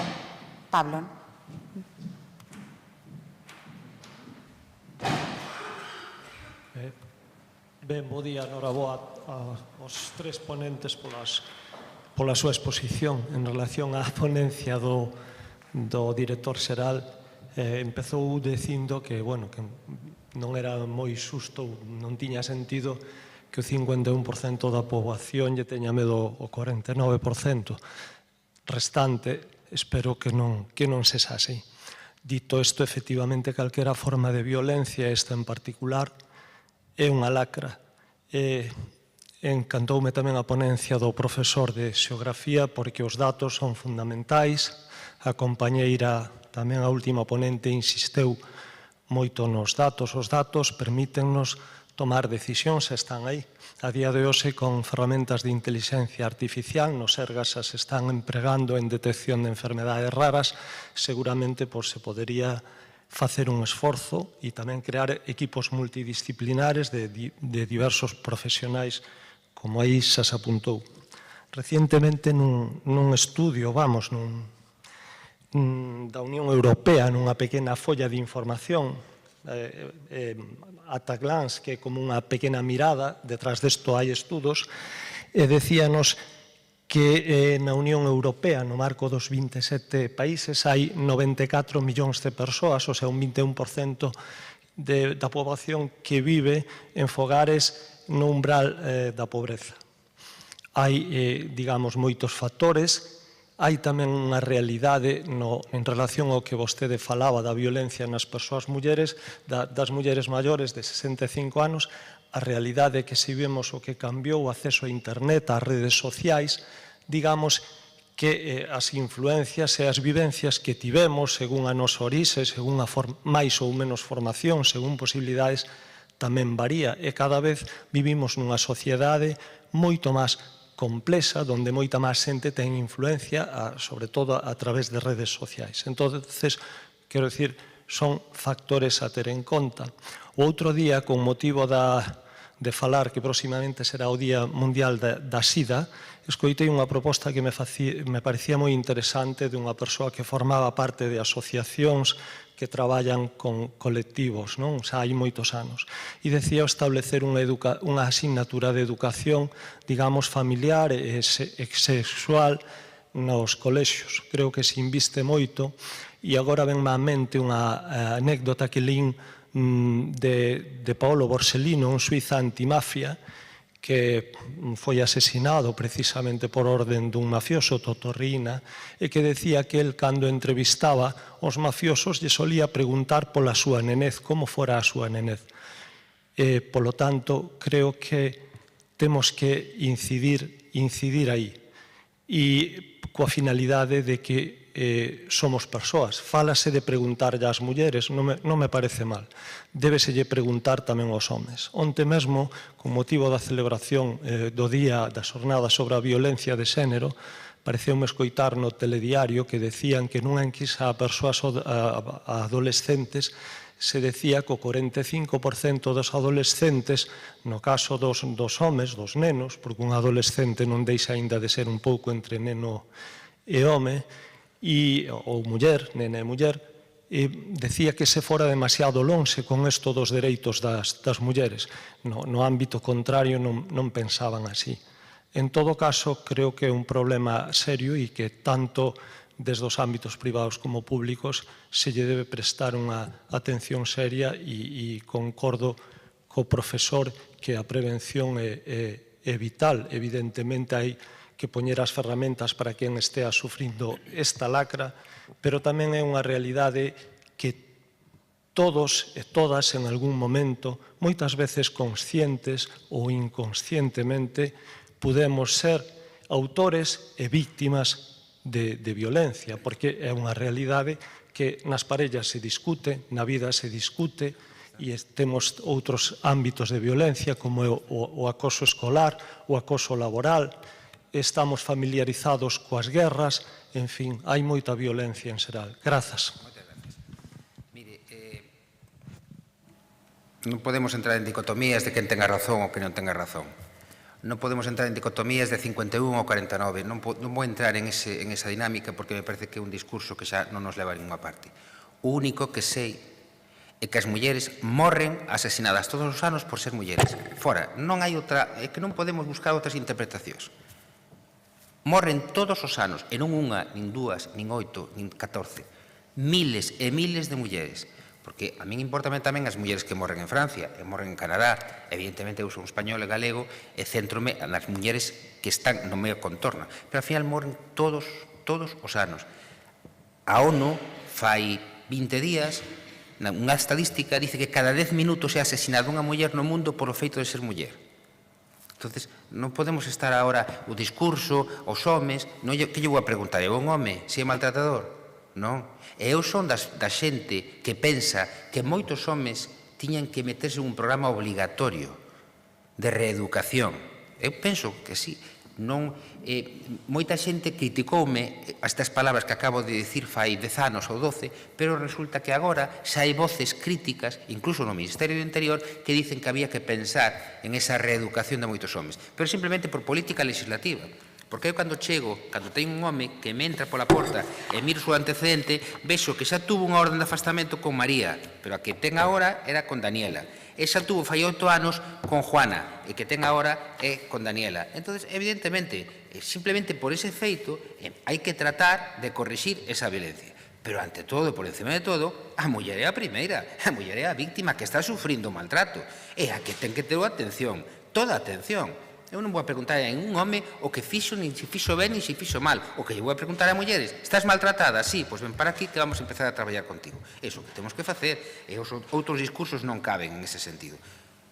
Onte, unha nena de 15 anos foi asesinada. Onte, non lle demos máis voltas. É que é unha barbaridade. Entón, non entendo outros discursos de momento.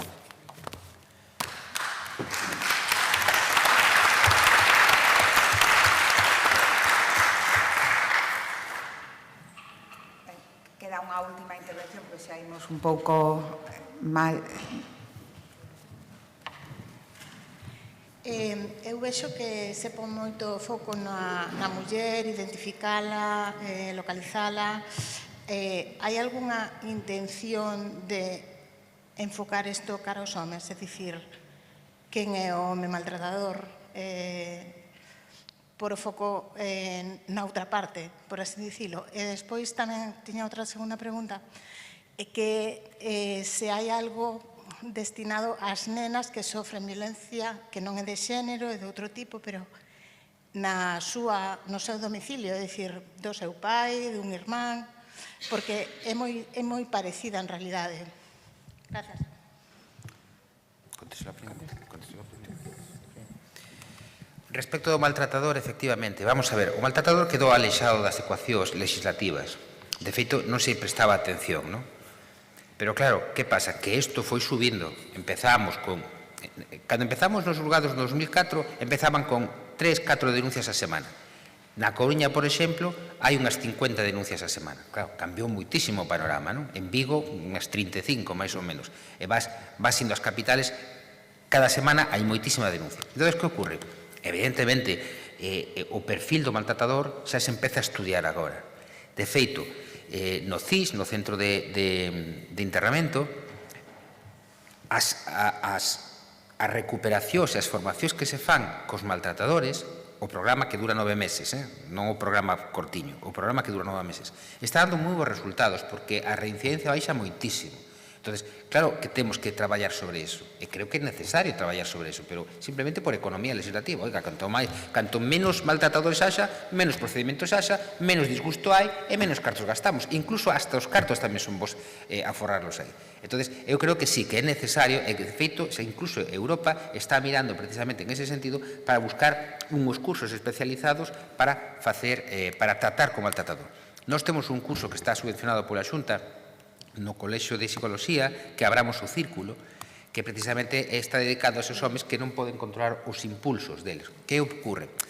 Que é un curso, primeiro, eu creo que de baixa intensidade, dura pouco tempo e, ademais, non está permitido implementalo a homes xa condeados, por unha parte, e que forzosamente teñan que facer o curso. É algo voluntario, porque senón o parámetro, claro, non ten sentido. Se eu me obliga un xuiz a ir a un curso, pois, evidentemente, ese non é o curso adaptado. Os cursos que coñezo eu son os cursos que dan o Centro de Inserción, que son cursos de 9 a 10 meses e que funcionan moi ben. E, precisamente, é unha das peticións que facei o Ministerio para que empece a pensar de tratamento do home. Pero nunca, eso temos que terlo moi claro, isto é un complemento. Que é necesario, sí. Que temos que traballar sobre eso, sí. Pero primeiro está a víctima. A víctima é o primeiro, porque a víctima é a parte máis vulnerable, máis injusta.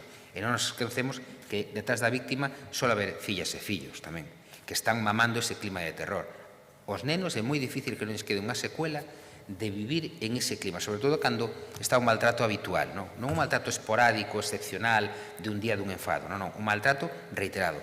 E o problema é que ese maltrato excepcional, se non se lle pon límites, esa casa excepcional vai se convertir en reiterado. Ese é o problema que hai. E os nenos, son moitísimos miles de nenos que vin ao largo da miña carreira, ao final quedan todos destrozados, porque é normal, porque están vivindo ese clima que incluso chegan o perigoso, para mí o perigoso máis importante é que chegan a normalizar ese clima. Chegan que, bueno, pois isto é así, isto o que lle fai o meu pai e a miña nai, pois é máis ou menos o que fai todo o mundo. E despois eles, pouco a pouco, van reproducindo ese patrón. Entón, claro, é moi perigoso. Respecto aos nenos, non sei se queres... Bueno, que también se está trabajando en este tema de violencia, pero eso es violencia doméstica, ¿no? De las agresiones a niños y niñas. Y también se está trabajando a nivel de... ¿Qué? Sí.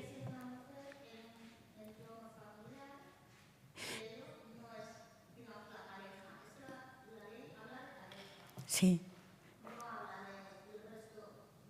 Claro, el protocolo de detección que tenemos ahora es toda mujer mayor de 15 años que acude al centro de salud. Es el protocolo, no es el que tenemos ahora de detección es ese. Se está trabajando en otros campos, claro, pero el de esto es toda mujer que llega al centro de salud mayor de 15. Perdón, la prestación que temos en Galicia, asistenta psicolóxica e asistencial, é para ela e para os nenos e nenas dela. Claro. Vale? Porque unha cousa é violencia de xénero que recibe a propia nena e outra cousa é un dano colateral que recibe pola violencia de xénero do pai e a nai. Creo que te refires a eso. Sí. Claro, sí, pero os tratamentos son os mesmos. Sí, é asistencial tanto a nai como aos fillos e as fillas. Sí. Porque es violencia vicaria, es violencia vicaria, es violencia de género. Dentro de un contexto de violencia de género. Sí.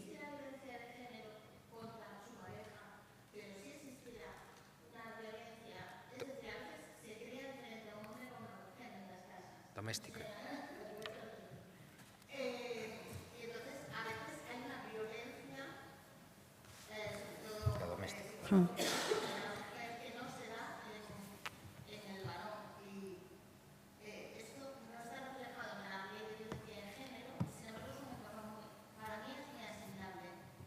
Ya, sí. Pero yo creo que, sí, yo te entiendo lo que dices, pero en eso también se trabaja, en ese tipo de violencia, sí. Permíteme, está claro, porque dende a súa dirección e dende a viceserencia temos constituído un grupo de violencia infantil, vale? Efectivamente, esta problemática relacionada ou non coa violencia de xénero, pode ser violencia de xénero ou violencia sin máis, ou a veces son as dúas, non? Entonces, temos un grupo constituído, estamos traballando nun procedimento, vale? E estamos tamén planificando a formación dos profesionais, o sea que eu creo que, espero que o ano que ven poidamos presentalo e a coñecer. Efectivamente, eso, gracias Rosa, eso é o que ia a comentar, que estábamos a traballar nun grupo de traballo para adaptar o protocolo de protección dos menores da infancia e adolescencia en violencia en xeral, especificamente tamén nestes temas de violencia, no que intentamos facer tamén un cribado, un sistema de detección precoz, pero que é moi complexo porque non existe actualmente ningún, tanto en España como fora, porque as preguntas son, tal e como dixo Rosana, bastante complexas.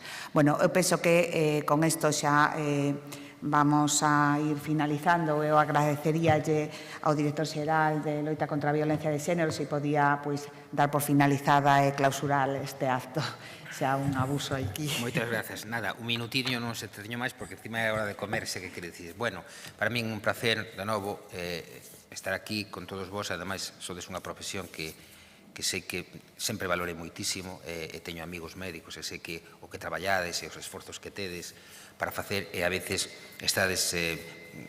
non estades valorados como tiñades que estar valorados, e me consta que é así. Non obstante, simplemente pidoos que cando mañán chegades a consulta e llededes o botón e pase a seguinte paciente, que vos acordedes un pouco que a mellor vos, que estades aí, que sodes significantes frente a ese gran grupo de xente que estamos traballando en eso, pois a mellor con unha pequena perspicacia, como dice a compañeira, que sodes persoas todas moi intelixentes, que perdades a mellor 10 segundos, 20 segundos, pensade que iso a mellor é o resultado de que unha nena non perda a nai en un momento determinado, porque vos lo digo sinceramente que a violencia parece que é algo que está lonxe, que temos alá para arriba, pero a violencia está entre nós, unha amiga, unha cuñada, unha sobrinha, unha prima de tua nai, ao final está aí. E que moitas veces nós, que estamos un poquinho máis postos en eso, que tedes máis formación que a maioría da xente que está pola rúa, pois tedes unha certa responsabilidade, como eu tamén creo que teño unha certa responsabilidade precisamente porque coñecemos esta lacra ou esta pandemia social, a mí xa me gusta chamar pandemia social porque é algo que afecta a todo o mundo, e que un pouquiño de, primeiro, de esperanza, porque hai que tela tamén, e un pouquiño de tempo, nada máis, e vocación, pois creo que podemos salvar vidas. Entonces, simplemente pido isto encarecidamente. Moitas grazas.